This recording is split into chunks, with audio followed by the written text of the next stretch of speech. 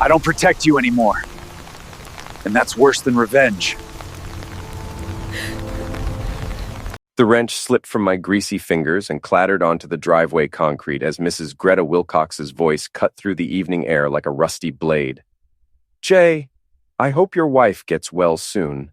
That doctor's been visiting your house every single day this week. I straightened up from under the hood of my battered Ford pickup, wiping my hands on an oil-stained rag. The September sun was spilling orange across the sky, casting long shadows between the colonial houses of Maple Street. Our neighborhood was the kind where everyone knew everyone's business, where gossip traveled faster than the morning paper. If Laura's sick, it's news to me, I said, forcing a laugh that tasted like motor oil and suspicion. Maybe she's allergic to honesty. Greta's eyes lit up like she'd struck gold. The woman was 60-something, with silver hair pulled back in a tight bun, and the kind of sharp features that belonged on a hawk. She lived alone in the house next door, and her favorite hobby was watching the world through her lace curtains. Well, I just thought you should know, she said, adjusting her cardigan. Dr. Williams parks his BMW right there in your driveway. Bold as brass. Stays for hours sometimes. Dr. Scott Williams, Laura's colleague from the medical clinic downtown. I'd met him at a few hospital functions. Smooth talker, expensive suits, the kind of guy who probably ironed his underwear. He was married to some socialite named Patricia, had 2 kids in private school. Thanks for keeping an eye out, Greta, I said, slamming the hood of my truck. I appreciate it. She nodded and shuffled back to her house, mission accomplished. I stood there in the driveway, tools scattered around my feet, feeling something cold and heavy settle in my stomach. My name is Jason Fairburn, but everyone calls me Jay. I'm 41 years old, and I run a small home repair business called Fairburn Fix-It. Not glamorous work, but it pays the bills and keeps my hands busy. I've got calloused palms and a crooked nose from my amateur boxing days, back when I thought I might make something of myself in the ring. Laura and I have been married for 15 years. We've got 2 daughters, Beth, who's 13 and thinks I'm an embarrassment, and Janie, who's 7 and still believes I hung the moon. Laura's a family physician, respected in our little city of Millbrook. She makes 3 times what I do, drives a pristine Honda Accord, and keeps our house looking like something from a magazine. We used to be happy. Or at least I thought we were. I gathered my tools and headed inside. The house smelled like Laura's vanilla candles and the leftover pizza we'd had for dinner. Janie was sprawled on the living room carpet, coloring in a princess book. Beth was upstairs, probably texting her friends about how lame her parents were. Where's Mom? I asked Janie. She went to the store, Janie said without looking up from her coloring. She said she'd be back later. The store, right. At 8:30 on a Tuesday night. I went upstairs to our bedroom and sat on the edge of the bed we'd shared for 15 years. The room was decorated in Laura's style cream-colored walls, expensive furniture, everything perfectly arranged. A framed photo of our wedding day sat on her nightstand. We looked so young, so hopeful. Laura in her white dress, me in a rented tux that was too tight in the shoulders. That night, I lay awake, listening for the sound of her car in the driveway. She came home at 11:15, slipping into bed like a ghost. "How's the store?" I whispered in the darkness. "Fine," she murmured. "Just needed some things." I didn't see any shopping bags. The next morning, I made a decision that would change everything. After Laura left for work and the girls caught the school bus, I drove to the electronics store on the other side of town. I bought 2 small security cameras, the kind designed for home monitoring. Nothing fancy, but they had motion sensors and could record to a cloud server. I installed one in our living room, hidden behind a picture frame on the bookshelf. The other went in the kitchen, tucked between some cookbooks Laura never used. If I was wrong about what was happening, I'd be the paranoid husband who wasted $200 on spy equipment. If I was right, I spent the rest of the day working on a bathroom renovation across town, trying to keep my mind occupied. But every time I swung a hammer or cut a piece of tile, I thought about Greta's words. That doctor's been visiting your house every single day. When I got home that evening, Laura was already there, helping Janie with her homework at the kitchen table. She looked up when I walked in, and for just a second, I saw something flicker across her face. Guilt? Fear? Or maybe I was imagining things. "How was your day?" she asked, the perfect picture of domestic normalcy. "Productive," I said, kissing the top of Janie's head. "Got the Morrison bathroom almost finished." We had dinner like a normal family. Laura asked Beth about school. I helped Janie with her math. We watched a movie together, all four of us crowded on the couch like we used to do when the girls were smaller. But something felt different. Laura kept checking her phone, claiming it was work messages. She seemed distracted, distant. When I tried to hold her hand during the movie, she pulled away, saying she needed to fold laundry. That night, after everyone was asleep, I checked the camera feeds on my phone. Nothing unusual, just empty rooms and shadows. The next day was Wednesday. I had a job installing new gutters on the other side of town, but I found myself checking my phone every few minutes, waiting for a motion alert from the cameras. It came at 2:15 in the afternoon. My phone buzzed with a notification. Motion detected in living room. My heart started pounding as I opened the app and watched the live feed. Laura walked into frame, but she wasn't alone. Dr. Scott Williams followed behind her, his hand resting on the small of her back in a gesture that was anything but professional. They were talking, laughing about something. Laura kicked off her shoes and curled up on our couch. Scott sat beside her, closer than any colleague should sit. I watched in sick fascination as my wife of 15 years flirted with another man in our living room. She touched his arm when she laughed. He brushed a strand of hair from her face. They looked comfortable together, familiar. This wasn't their first time. Then something happened that made my blood turn to ice. The front door opened, and Janie walked in. My 7-year-old daughter, home early from school for some reason, walked into the living room, where her mother was entertaining her lover. Scott jumped up from the couch like he'd been electrocuted. Laura's face went white with panic. I couldn't hear the audio through the camera, but I could see Janie's confused expression as she looked between her mother and the strange man. Scott was already grabbing his jacket, mumbling something to Laura before practically running out the front door. Laura knelt down and spoke to Janie, probably explaining that Dr. Williams had just stopped by to discuss work. My innocent little girl nodded and went to the kitchen for her after-school snack, completely unaware that her world had almost been shattered. I sat in my truck outside the house I was supposed to be working on, staring at my phone screen in disbelief. The rage that filled me was unlike anything I'd ever felt. Not just because my wife was cheating on me, but because this bastard was careless enough to do it while my children could walk in at any moment. That evening, I printed out screenshots from the camera feed. Clear images of Scott and Laura together on our couch, his hand on her face, her head on his shoulder. I put them in an envelope and drove to the medical clinic where they both worked. The building was mostly empty at 7 p.m., just a few cars in the parking lot. I found Scott's BMW license plate Dar Scott, because of course it was, and slipped the envelope under his windshield wiper. Inside was a single note. Next time you visit, try knocking. My daughter scares easily. Then I went home and pretended everything was normal. Laura was quiet during dinner, distracted. She kept glancing at me like she was trying to read my mind.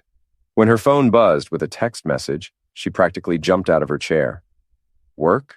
I asked innocently. "Yes," she said quickly, not meeting my eyes. "Emergency at the hospital." She excused herself and went upstairs to take a shower.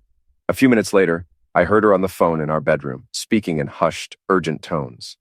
I tucked Janie into bed that night, reading her favorite story about a brave princess who saved her kingdom.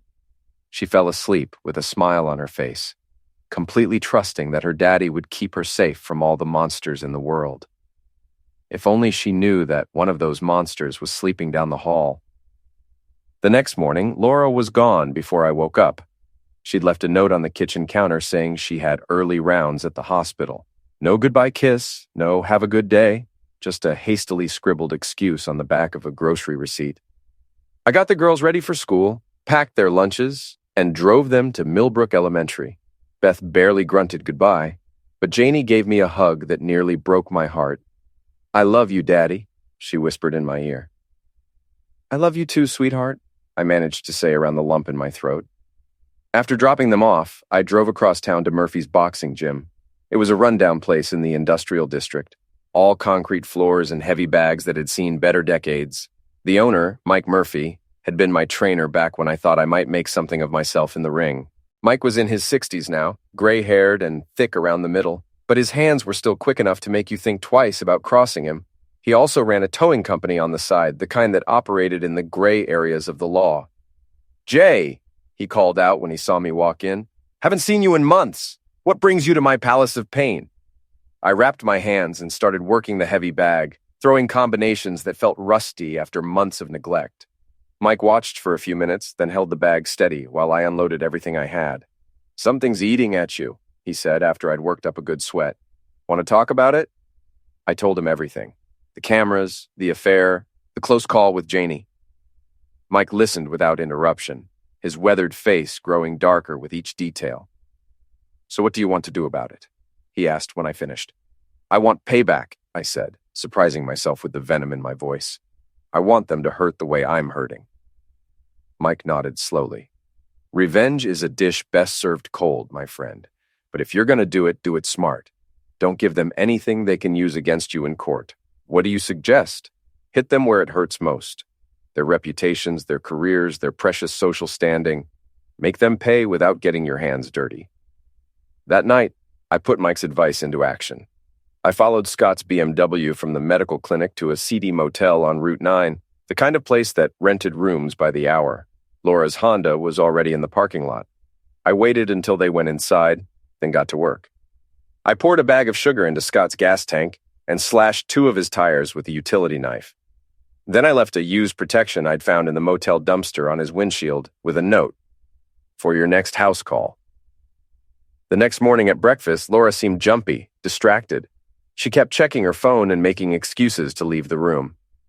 "You seem stressed," I said, buttering my toast with exaggerated care. "Maybe you should see a doctor." She looked at me sharply. "What's that supposed to mean?" "Nothing," I said with a shrug. "Just that you've been working so hard lately. All those late nights, those emergency calls, must be exhausting." "It's my job, Jay. Some of us have demanding careers." The dig stung, but I kept my expression neutral. "Of course, I'm just saying, maybe you should take some time off, spend more time at home with the family." "I'll think about it," she said, but we both knew she wouldn't. Over the next few days, I started hearing whispers around town. Greta had been busy spreading the word about the doctor visits, and the gossip mill was working overtime. At the hardware store, the clerk asked how Laura was feeling. At the gas station, the attendant mentioned he'd heard she'd been under the weather. I played my part perfectly, the concerned husband who had no idea what was really going on. "She's been working too hard," I told anyone who asked. "You know how dedicated she is to her patients?" But I could see the doubt in their eyes, the way they exchanged glances when they thought I wasn't looking. In a town like Millbrook, reputation was everything, and Laura's was starting to show cracks. The real breakthrough came when I was picking up Beth from soccer practice. I overheard 2 other mothers talking by the bleachers. "Did you hear about Dr. Staples and Dr. Williams?" one of them whispered. "What about them?" the other asked. "Well, my neighbor works at the clinic, and she says they've been spending a lot of time together lately. Private meetings, long lunches, and someone saw them at that motel out on Route 9. "No, really? But they're both married. That's what makes it so scandalous. And apparently Dr. Williams' car was vandalized in the motel parking lot. Someone slashed his tires and left something disgusting on his windshield." I pretended to be absorbed in my phone, but I was listening to every word. The story was spreading, growing with each telling. By the time it made its way through the town's gossip network, it would be a full-blown scandal. That evening, I made another discovery that changed everything. I was going through Laura's laptop, looking for evidence of the affair, when I found something unexpected. Email conversations with her best friend Melanie, who worked as a nurse at the same clinic. But these weren't just friendly chats between girlfriends. Melanie was actively helping Laura cover up the affair. She'd been taking the girls to play dates during Laura's rendezvous with Scott. She'd been providing alibis, covering shifts at the clinic, even helping Laura come up with excuses for her late nights. But there was more. Much more. In one email, Melanie wrote, "Don't feel guilty about Jay. He had this coming after what he did to my brother. This is just karma catching up with him." I stared at the screen, trying to remember what she was talking about. Then it hit me like a punch to the gut. 3 years ago, I'd been a witness in a DUI case. Melanie's brother, Danny, had been driving drunk and crashed into a family's car. A little girl had been seriously injured. I'd seen the whole thing happen and testified at the trial. Danny went to prison, and Melanie lost her job at the hospital because of the scandal. She blamed me for destroying her family, and now she was getting her revenge by destroying mine. I kept reading, my anger growing with each message. Melanie hadn't just helped Laura have an affair, she'd orchestrated it. She'd introduced Laura to Scott at a medical conference, encouraged their friendship, even suggested the motel where they'd been meeting. She'd been feeding Laura lies about me, telling her I was planning to leave her for a younger woman, that I'd been bad-mouthing her to people around town. She'd been poisoning my marriage from the inside, turning my wife against me one conversation at a time. And it had worked perfectly. Laura genuinely believed I was the problem in our marriage. She thought the affair was justified, that I deserved to be betrayed. I printed out the emails and added them to my growing file of evidence. Then I started planning my next move. The following Saturday, there was a charity fundraiser at the country club. Laura had bought tickets months ago, back when we were still pretending to be a happy couple. She'd been planning to go with Scott, claiming I was too busy with work to attend. But I had other plans. I showed up at the country club in my best suit, the one I'd worn to my father's funeral. Laura's face went white when she saw me walk into the ballroom. "Jay, what are you doing here?" "Supporting charity, of course," I said with a smile. "Isn't that what good citizens do?" Scott was standing nearby, looking uncomfortable in his tuxedo. When he saw me, he actually took a step backward. "Dr. Williams," I said, extending my hand. "How nice to see you again. How's your car running these days?" His handshake was weak and sweaty. "Fine," he mumbled. "Just fine. That's good to hear. I know how expensive BMW repairs can be. All those specialized parts, the labor costs. A man in your position can't afford to look unprofessional, can he?" He excused himself and disappeared into the crowd. Laura grabbed my arm, her nails digging into my skin. "What are you trying to do?" she hissed.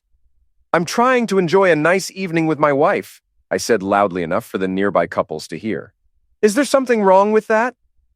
She forced a smile and played the part of the loving wife for the rest of the evening, but I could see the panic in her eyes, the way she kept glancing toward the exits like a trapped animal. When we got home that night, she confronted me in our bedroom. "I know what you're doing," she said. "What am I doing, Laura?" "You're trying to embarrass me. You're spreading rumors, making people think..." "Making people think what?" I interrupted. "That you're having an affair with your colleague? That you've been lying to your husband and children? Why would anyone think that?" She stared at me for a long moment, and I saw the exact moment she realized I knew the truth. Her face crumpled, and for a second I thought she might confess everything. Instead, she turned away and started getting ready for bed. "We'll talk about this later," she said. But we both knew there was nothing left to talk about. The war began in earnest the next Monday morning. I woke up early and transferred half of our joint savings account into my personal checking account. Not theft, just protecting my assets before the divorce proceedings began. I also changed the passwords on our shared credit cards and investment accounts. Laura discovered what I'd done when her card was declined at the grocery store. She called me from the parking lot, her voice shaking with rage. "What the heck did you do to our accounts?" "I secured our family's financial future," I said calmly. "With all the stress you've been under lately, I thought it was best if I handled the finances for a while." "You can't do this." "Actually, I can. Check the account agreements, Laura. My name is on everything." She hung up on me, but I wasn't done. That afternoon, I visited my lawyer, a sharp-eyed woman named Patricia Hoffman who specialized in divorce cases. I brought my evidence, the camera footage, the printed emails between Laura and Melanie, photographs of Scott's vandalized car. "This is quite a collection," Patricia said, reviewing the materials. "Your wife and her friend were not very careful about covering their tracks. What are my options?" "In terms of the divorce, you're in an excellent position. Adultery, conspiracy to defraud. We can make sure you get primary custody of the children and a favorable financial settlement." "I want more than that," I said. "I want them to pay for what they've done." Patricia raised an eyebrow. "What exactly are you thinking?" "I want their reputations destroyed. I want them to lose their jobs, their standing in the community. I want everyone to know what kind of people they really are." "That's ambitious and potentially risky. Are you sure you want to go down that road?" "I'm sure." That evening, I put the next phase of my plan into motion. I created anonymous email accounts and started sending information to key people around town. Scott's wife received copies of the hotel receipts and explicit text messages between her husband and Laura. Laura's boss at the medical clinic got a detailed report about her affair with a colleague and how it was affecting her work performance. I also sent information to the local newspaper's gossip columnist, a woman named Betty Hartwell, who ran a weekly column called Around Town. Betty had a reputation for being discreet about her sources, but ruthless about exposing scandal. The results were immediate and devastating. Scott's wife, Patricia, confronted him that very night. Their screaming match was loud enough that their neighbors called the police. By Wednesday morning, Patricia had filed for divorce and taken their children to stay with her mother in another state. Laura's boss called her into his office on Thursday for what he described as a personnel discussion. She came home that evening looking like she'd been hit by a truck. "They're conducting an investigation," she told me over dinner, her voice hollow. "Someone sent them information about my personal life. They think it's affecting my professional judgment." "That's terrible," I said, cutting my steak with deliberate precision. "Who would do such a thing?" She looked at me with suspicion, but she couldn't prove anything. I'd been too careful, too smart about covering my tracks. The real fireworks started on Friday night at O'Malley's pub, the local watering hole where half the town gathered for drinks after work. I'd arranged to meet Mike there for a beer, but I had an ulterior motive. Laura and Scott were there too, sitting in a corner booth, probably trying to figure out how to salvage their careers and their affair. They looked miserable, whispering urgently while glancing around nervously. I positioned myself at the bar where I could watch them, nursing a beer and making casual conversation with the other patrons. Mike arrived around 8, and we started talking loudly about the latest town gossip. "Did you hear about Dr. Williams and Dr. Staples?" Mike said, his voice carrying across the crowded room. "Apparently, they've been having quite the romance." "No kidding," I replied, playing my part. "I heard his wife left him, took the kids and everything." "Can't blame her. A man who cheats on his wife will cheat on anyone." Our conversation was having the desired effect. Other people were starting to glance toward Laura and Scott's table, whispering among themselves. The couple looked increasingly uncomfortable as more eyes turned their way. Then Scott made a critical mistake. He got up to go to the bathroom, and Laura followed him a few seconds later. They were gone for about 10 minutes, and when they came back, Laura's lipstick was smeared and Scott's hair was mussed. The entire bar noticed. I pulled out my phone and started a Facebook live stream, pretending to show off the pub's atmosphere to some out-of-town friends. But I made sure to pan the camera across Laura and Scott's table, capturing them in an intimate conversation, his hand covering hers on the table. "Just hanging out at O'Malley's," I narrated for my fictional audience. You know how it is in small towns, everyone knows everyone's business. The stream got over 200 views before I ended it. By Saturday morning, it had been shared dozens of times across various social media platforms. Laura and Scott's affair was now public knowledge, documented and distributed for the entire world to see. Laura confronted me that weekend while the girls were at their grandmother's house. "You're destroying my life," she said, tears streaming down her face. "I'm not doing anything," I replied. "I'm just living my life, going about my business. If your reputation is suffering, maybe you should examine your own choices." "Please, Jay, I made a mistake, but we can work through this. We can go to counseling, start over." "Start over!" I laughed, and the sound was harsh even to my own ears. "You've been planning to destroy our marriage for months, with help from your vindictive friend Melanie. You think I don't know about her little revenge scheme?" Laura's face went pale. "What are you talking about?" I pulled out copies of the emails I'd printed from her laptop. "I'm talking about this. Your best friend has been manipulating you, feeding you lies about me, encouraging your affair as payback for her brother's DUI conviction. You've been played, Laura, and so have I." She read the emails with growing horror, finally understanding the scope of Melanie's deception. "I didn't know," she whispered. I thought you were planning to leave me. Melanie said she'd heard you talking to other women, that you were tired of being married to me, and you believed her instead of talking to me directly. I was scared. Our marriage has been so distant lately, and when Scott started paying attention to me, showing me affection..." She trailed off, realizing how pathetic she sounded. "So you decided to have an affair instead of working on our problems. It wasn't supposed to happen. It just evolved." "Nothing just evolves, Laura. You made choices. Every time you met him at that motel, every time you lied to our daughters about where you were going, every time you let Melanie manipulate our family, those were all choices." She was sobbing now, but I felt no sympathy for her. The woman I'd loved for 15 years was gone, replaced by a stranger who'd betrayed everything we'd built together. "What do you want from me?" she asked. "I want you to face the consequences of your actions. I want you to understand that choices have prices, and it's time to pay up." That night, I finalized the arrangements for the ultimate confrontation. I sent messages to Laura, Scott, and Melanie, telling them that Janie had gone missing from her grandmother's house and asking them to meet me at an abandoned warehouse by the river to help with the search. It was a lie, of course. Janie was safe at her grandmother's house, playing with her cousins. But they didn't know that. The warehouse had been empty for years, a relic from Millbrook's industrial past. It was the perfect place for a private conversation, away from prying eyes and curious neighbors. All three of them showed up, which told me everything I needed to know about their guilt levels. Innocent people would have called the police first and asked questions later. I was waiting for them in the main warehouse space, a cavernous room filled with shadows and echoes. Laura arrived first, followed by Scott, then Melanie. "Where's Janie?" Laura demanded as soon as she saw me. "She's safe," I said. "This isn't about Janie. This is about the three of you." Scott started backing toward the door, but I'd already locked it from the inside. The only other exit was a loading dock that required a key I'd hidden. "What's this about, Jay?" Melanie asked, but her voice was shaking. "This is about justice," I said, pulling out a folder full of evidence. "This is about three people who thought they could destroy my family and get away with it." I started with Melanie, reading aloud from her emails to Laura. Her face went white as I detailed her revenge plot, her manipulation of my wife, her role in orchestrating the affair. "You blamed me for your brother's problems," I said. "But Danny made his own choices when he got behind the wheel drunk. I just told the truth about what I saw." "He lost everything because of you," she spat.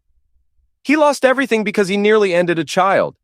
But you couldn't accept that, so you decided to destroy my marriage instead." Next, I turned to Scott, showing him printouts of his credit card statements from the motel, copies of his text messages to Laura, photos of his vandalized BMW. "You're a coward," I told him.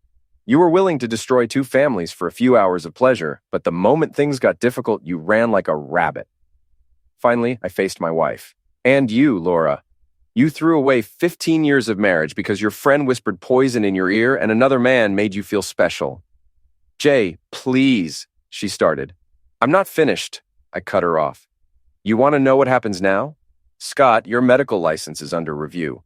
The state board doesn't look kindly on doctors who have affairs with colleagues, especially when it affects patient care. You'll be lucky to keep your practice." Scott's face crumpled. "You can't do this." "I already have. Melanie, your nursing license is also under investigation. Turns out helping someone commit adultery while on duty is considered unprofessional conduct." Melanie lunged at me, but I sidestepped her easily. My boxing training was still good for something. "And Laura," I continued, "your reputation in this town is finished. Everyone knows about your affair. Your colleagues, your patients, your daughter's teachers. They all know what kind of person you really are." "You're destroying our children's lives too," she sobbed. "No, you did that when you decided to cheat on their father. I'm just making sure there are consequences for your actions." I pulled out my phone and showed them a video I'd recorded earlier, a confession I'd prepared, detailing everything I knew about their affair and the conspiracy to destroy my marriage. "This goes public tomorrow," I said. "Unless, of course, you'd prefer to make your own confessions first. Tell the truth, accept responsibility, and maybe you can salvage some small piece of your dignity." The three of them looked at each other like trapped animals. Scott was the first to break. "I'm sorry," he said, his voice barely a whisper. "I never meant for it to go this far." "But you did mean to sleep with my wife." "Yes, I'm sorry." Laura was next. "I made a terrible mistake, Jay. I let Melanie manipulate me, and I let my own insecurities destroy our marriage. I'm sorry." Finally, Melanie spoke. "I wanted you to hurt the way my family hurt. I wanted you to lose everything, the way we did." "And now you have," I said. "Congratulations, your revenge is complete. You've all destroyed each other." I unlocked the warehouse door and walked out, leaving the three of them to contemplate the wreckage of their lives. The final act of my revenge played out at Beth's school fundraiser gala, a black tie affair held at the Millbrook Community Center. It was the kind of event where the town's elite gathered to pat themselves on the back for their charitable contributions while gossiping about their neighbors' scandals. Laura had tried to skip the event, claiming she was too sick to attend, but I insisted we go as a family, putting on one last performance as the happy couple. She didn't have much choice. Refusing to attend would have looked even more suspicious. We arrived at 7 p.m., dressed in our finest clothes. Laura wore a black evening dress that had cost more than I made in a week, while I sported the same funeral suit I'd worn to the country club. The girls looked beautiful in their party dresses, completely unaware that their parents' marriage was about to explode in spectacular fashion. The community center had been transformed into an elegant ballroom, complete with white tablecloths, crystal centerpieces, and a small stage where local dignitaries would make speeches about the importance of education funding. About 200 people were in attendance: doctors, lawyers, business owners, and other pillars of the community. Scott was there with his lawyer, trying to maintain some semblance of normalcy while his divorce proceedings played out in public. Melanie had shown up alone, looking haggard and desperate. The three conspirators kept glancing at each other across the room like survivors of a shipwreck. I made polite conversation with other parents, played the role of the devoted father and husband. But I was watching the clock, waiting for my moment. It came during the silent auction, when most of the crowd was distracted by bidding on vacation packages and spa treatments. I excused myself from our table and walked to the stage, where a microphone stood ready for the evening's speakers. "Ladies and gentlemen," I said, tapping the microphone to get everyone's attention, "if I could have your attention for just a moment." The room gradually quieted as people turned to look at me. Laura's face went white with terror. "My name is Jay Fairburn, and I'd like to tell you a story about trust, betrayal, and the importance of family values." A nervous murmur rippled through the crowd. This wasn't part of the scheduled program. 3 years ago, I witnessed a terrible accident. A drunk driver crashed into a family's car, seriously injuring a young girl. I did what any good citizen would do. I testified at the trial and helped put that dangerous driver behind bars. I could see Melanie shrinking in her chair, trying to become invisible. What I didn't know was that someone in this room, someone I considered a friend, blamed me for that driver's conviction. She decided I needed to be punished for doing the right thing. The crowd was completely silent now, hanging on every word. So she hatched a plan. She would destroy my marriage by encouraging my wife to have an affair with a colleague. She would poison my relationship with lies and manipulation. She would turn my own family against me as revenge for her brother's crimes. I gestured toward Melanie, who was now openly crying. Melanie Foster, ladies and gentlemen, a woman so consumed with hatred that she was willing to destroy innocent children to get back at their father. Gasps and whispers filled the room. People were turning to stare at Melanie, who looked like she wanted to disappear through the floor. But the story gets better, I continued, because my wife, Dr. Laura Staples, was so eager to believe these lies that she began an affair with her colleague, Dr. Scott Williams. They've been meeting at the Sleepy Inn Motel on Route 9 for the past 6 months, lying to their spouses and children while carrying on their sordid romance. Laura stood up from our table, her face flushed with humiliation. "Jay, stop this! Why should I stop? You didn't stop when my 7-year-old daughter walked in on you and your lover in our living room. You didn't stop when you were using our children as alibis for your betrayal." The room erupted in shocked murmurs. Parents were covering their children's ears while staring at Laura with disgust. Scott tried to leave, but the crowd blocked his path to the exit. He stood frozen in the middle of the room, his tuxedo soaked with sweat. "These 3 people," I said, pointing to each of them in turn, "thought they could destroy my family without consequences. They thought their lies and manipulations would go unnoticed. They were wrong." I pulled out my phone and held it up for everyone to see. "I have evidence of everything: emails, photographs, video recordings, the affair, the conspiracy, the lies they told to cover their tracks, all of it." "You're sick!" Laura screamed. "You're destroying our children's lives!" "No, Laura. You destroyed our children's lives when you decided to cheat on their father. I'm just making sure everyone knows the truth about what kind of person you really are." Security guards were starting to move toward the stage, but I wasn't finished yet. "Dr. Williams," I called out, "would you like to explain to your colleagues why your medical license is under review? Or should I tell them about the ethics violations, the patient care issues, the professional misconduct?" Scott pushed through the crowd and ran for the exit, abandoning what little dignity he had left. The crowd parted like the Red Sea, nobody wanting to be associated with him. "And Melanie," I continued, "perhaps you'd like to tell everyone how you used your position at the medical clinic to help facilitate this affair. How you provided alibis, covered shifts, and manipulated schedules to give the lovers more time together?" Melanie was sobbing openly now, her carefully applied makeup running down her cheeks in black streams. The security guards reached the stage, but before they could remove me, I delivered my final blow. Ladies and gentlemen, I want you to remember this moment. Remember what happens when people think they can lie, cheat, and manipulate without consequences. Remember that actions have prices, and eventually, everyone pays up. I stepped down from the stage and walked calmly toward the exit, leaving chaos in my wake. The crowd was buzzing with excitement, phones were recording everything, and social media was already lighting up with reports of the evening's drama. Laura tried to follow me, but she was surrounded by angry parents and curious onlookers, all demanding answers to questions she couldn't bear to face. Outside in the parking lot, I found Scott sitting in his BMW with his head in his hands. His car had been towed. Mike's company had been waiting for my signal, and he was stranded. "Enjoying the evening, Doctor?" I asked through his open window. He looked up at me with eyes full of hatred. "You've destroyed everything." "No, Scott. You destroyed everything when you decided to sleep with my wife. I just made sure there were consequences." I walked to my truck and drove home, leaving him sitting alone in the parking lot with his ruined reputation and his empty promises. The aftermath of the gala was swift and brutal. By Sunday morning, the story had spread throughout Millbrook and beyond. Local news stations picked up the scandal, running segments about the love triangle that rocked a small town. Social media was flooded with videos from the event, memes about cheating doctors, and commentary from people who claimed they'd seen it coming all along.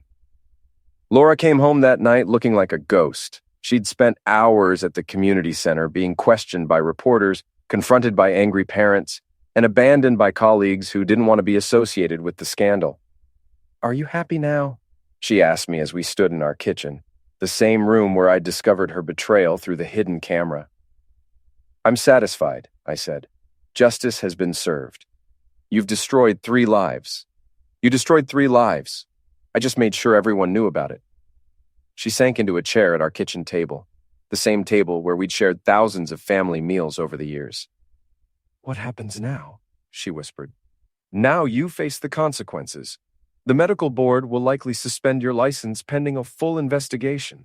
The clinic will fire you to protect their reputation. Your affair partner has already fled town. His wife's divorce lawyer cleaned him out, and his practice is finished. And Melanie? Melanie will lose her nursing license and probably face criminal charges for conspiracy and fraud.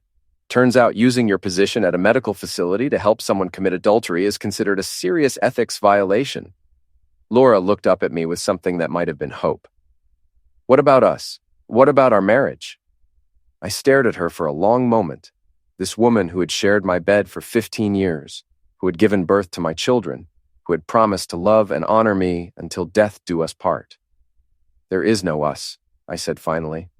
"There's just the legal proceedings now. Divorce, custody arrangements, division of assets. My lawyer will be in touch." "Jay, please, I know I made mistakes, but we can work through this. We can rebuild." "Rebuild what? Our marriage was destroyed the moment you decided to believe Melanie's lies instead of talking to me. It was destroyed when you chose to meet Scott at that motel instead of coming home to your family. It was destroyed when you involved our children in your deception." She was crying now, but the tears meant nothing to me. I'd cried too, alone in my truck, in the shower, in the darkness of our bedroom, while she slept beside me and dreamed of another man. "I never meant for it to go this far," she sobbed. "But you meant for it to go somewhere.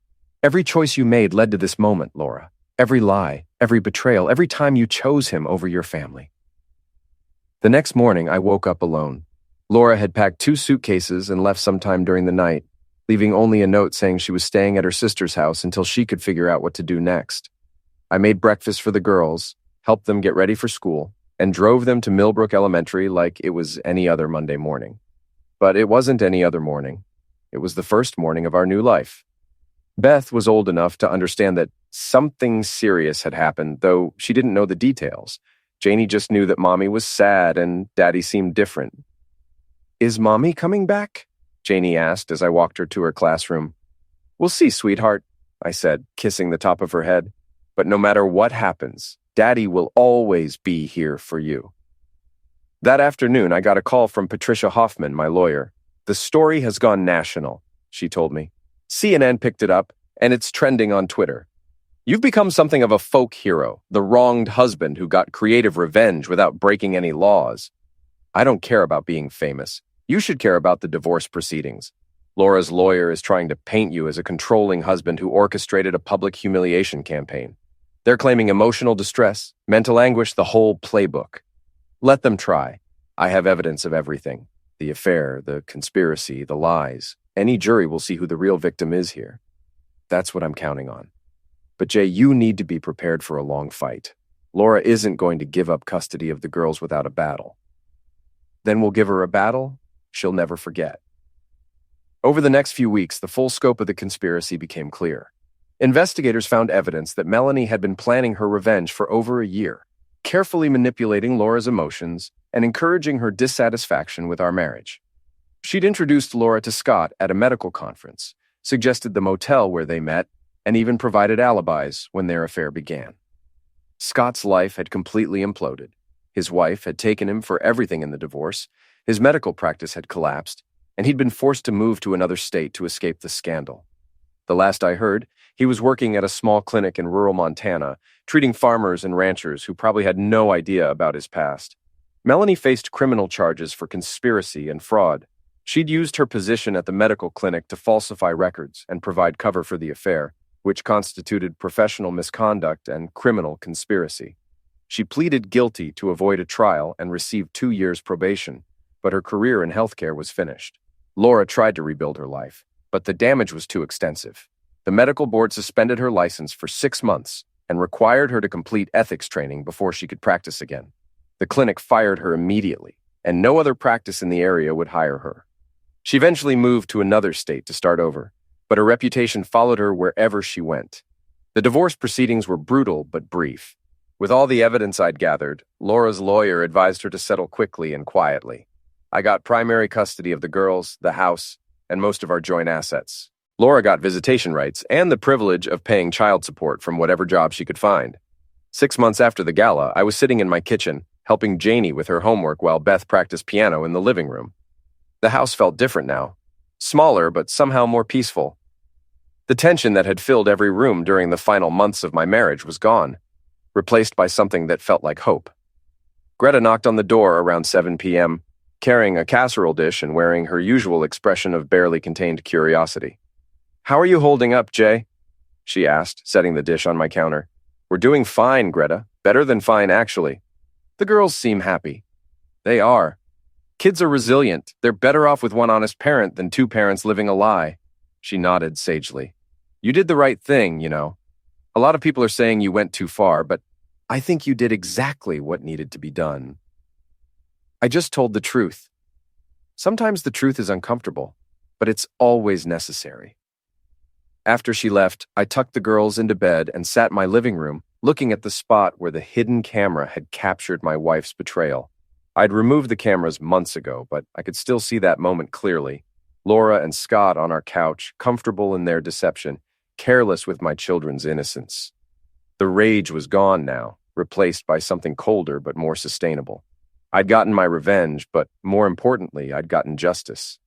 The people who had tried to destroy my family had faced consequences for their actions. The lies had been exposed, the truth had been told, and the guilty parties had paid the price.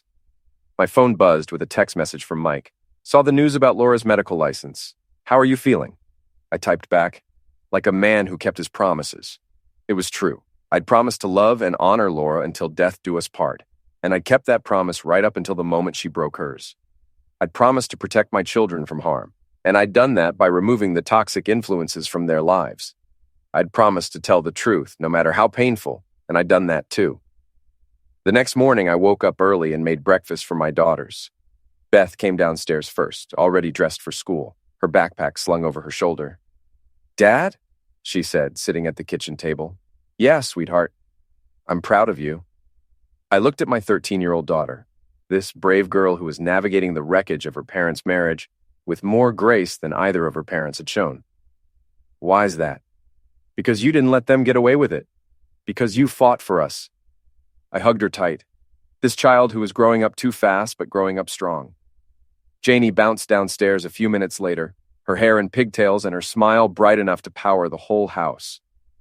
"Daddy, can we have pancakes for breakfast?" "Absolutely," I said, pulling out the pancake mix. "What kind do you want?" "Chocolate chip." As I mixed the batter and heated the griddle, I thought about the future. There would be challenges ahead: single parenthood, rebuilding my social life, helping my daughters process their mother's betrayal. But for the first time in months, I felt optimistic about what lay ahead. The pancakes sizzled on the griddle, filling the kitchen with the smell of Sunday morning comfort. Beth helped Janie set the table while I flipped the pancakes, and for a moment, everything felt normal again. After breakfast, we drove to the hardware store to pick up supplies for a treehouse I was building in our backyard. The girls had been asking for one for years, but Laura had always said it would ruin the aesthetic of our landscaping. Now that she was gone, I could finally give my daughters the childhood fort they deserved. At the hardware store, I ran into several people I knew from around town. Some avoided eye contact, uncomfortable with my notoriety. Others nodded approvingly or clapped me on the back, treating me like some kind of folk hero. "Jay," called out Tom Morrison, whose bathroom I'd renovated earlier that year. "How are you holding up, buddy?" "Good, Tom, really good. I heard Laura moved to Colorado." "That's right, fresh start and all that." "Well, good riddance, I say. A woman who would cheat on a good man like you doesn't deserve to live in this town." I appreciated the support, but I didn't want to dwell on the past. "How's the bathroom working out?" "Perfect. You do excellent work, Jay. In fact, I've been telling everyone about your company. You might want to think about expanding. I bet you could use the extra income now that you're on your own." He was right. Single parenthood was expensive, and my home repair business could use some growth. I'd been thinking about hiring an assistant, maybe taking on bigger projects. That afternoon, while the girls played in the yard, I started building their treehouse. It felt good to work with my hands again, to create something positive and lasting. As I measured and cut the lumber, I thought about how different my life had become in just a few months. 6 months ago, I'd been a married man living a lie, unaware that my wife was betraying our family with the help of someone I'd considered a friend. I'd been passive, trusting, naive about the depths of human deception. Now I was a single father who'd fought back against betrayal and won. I'd exposed the truth, protected my children, and ensured that the people who'd tried to destroy my family faced consequences for their actions. The treehouse took shape slowly, board by board, nail by nail. Beth and Janie took turns helping me, holding boards steady while I hammered, fetching tools from my toolbox, chattering excitedly about how they would decorate their new hideout. As the sun set behind the trees in our backyard, I put the finishing touches on the treehouse platform. Tomorrow I'd add the walls and roof, but for now it was a solid foundation, much like the new life I was building for my daughters and myself. "It's perfect, Daddy," Janie squealed, climbing up the ladder to test out their new fort. "Not perfect yet," I said, "but it's getting there." Beth climbed up beside her sister, and they both grinned down at me from their perch 8 feet off the ground. "Thanks, Dad," Beth said, "for everything." I looked up at my daughters, these 2 beautiful girls who would grow up knowing that their father had fought for them when it mattered most. They would know that actions have consequences, that truth matters more than comfort, and that sometimes you have to fight for what's right. "You're welcome," I said. "Now come down from there before it gets too dark to see." That night, after the girls were asleep, I sat on my back porch with a beer and looked at the half-finished treehouse silhouetted against the night sky. In 6 months, it would be covered with leaves, a secret hideout where my daughters could play and dream and feel safe from the world's complications. My phone rang, and I was surprised to see Laura's number on the caller ID. I almost didn't answer, but curiosity got the better of me. "Hello, Laura." "Jay." Her voice sounded small and distant. "How are the girls?" "They're fine. They're adapting well. I miss them. You can see them next weekend. That's what the custody agreement says." "I know. I wanted to hear how they were doing." "They're doing better than they were when you were lying to them every day." She was quiet for a long moment. "I'm sorry, Jay. For everything. I know that doesn't change anything, but I needed to say it." "You're right. It doesn't change anything. Are you happy now? Now that you've destroyed my life?" I thought about her question seriously. Was I happy, or was I just satisfied with the justice I'd delivered? "I'm at peace," I said finally. "For the first time in months, I'm at peace. I hope you can forgive me someday. I hope you can forgive yourself, but that's not my problem anymore." I hung up and finished my beer, listening to the sounds of the night. Somewhere in the distance, a train whistle echoed across the sleeping town. Tomorrow would bring new challenges, new opportunities, new chances to build something better from the ashes of what had been destroyed. But tonight, I was content to sit in the darkness and savor the quiet satisfaction of a job well done. I'd kept my promises, protected my children, and ensured that justice was served. The people who had tried to destroy my family had learned that actions have consequences. They'd learned that lies eventually come to light, that betrayal has a price, and that sometimes the truth is the most devastating tool of all. I'd given them no mercy, and they'd deserved none. As I got up to go inside, I looked once more at the treehouse taking shape in our backyard. Tomorrow I'd finish building it, and my daughters would have a place to play and dream and feel safe. It would be a monument to new beginnings, to the life we were building together from the ruins of what came before. The house was quiet as I locked the doors and turned off the lights. Upstairs, my daughters slept peacefully in their beds, secure in the knowledge that their father would always protect them from the monsters that lurked in the shadows. I'd learned that sometimes you have to become a monster yourself to defeat the monsters that threaten your family. I'd learned that mercy is a luxury you can't afford when your children's future is at stake. Most importantly, I'd learned that the truth, no matter how painful, is always more powerful than the most elaborate lie. As I climbed the stairs to my bedroom, I felt something I hadn't felt in months: hope for the future. Tomorrow would bring new challenges, but I was ready for them. I'd faced the worst that life could throw at me and emerged victorious. The war was over, and I had won.